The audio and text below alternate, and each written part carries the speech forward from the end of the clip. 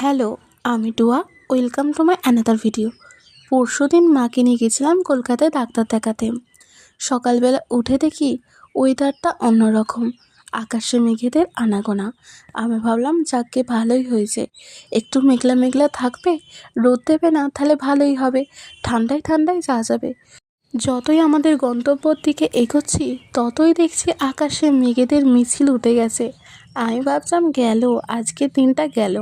তারপরে ভাবতে ভাবতেই মুষলধারে বৃষ্টি শুরু হয়। ডানকুনি যেতে না যেতে এত পরিমাণে বৃষ্টি, সেই থেকে ভিজতে ভিজতে আড়াইটে অবধি ভিজে জামা কাপড় শুকাতে লেগে গেল। সকাল 10টা থেকে পুরো ভিজেছি। যাকগে একদিকে ভালোই লাগছিল, অনেক দিন ভেজা হয় না। সেই ছোটোবেলায় সবাই একসাথে ভিজতাম, বৃষ্টির জন্য অপেক্ষা করতাম। যখনই দেখতাম আকাশে মেঘ, তখন আমরা স্নান টান করতাম না, বৃষ্টির জলেই স্নান করতাম। সময় কত তাড়াতাড়ি পরিবর্তন হয়, তাই না?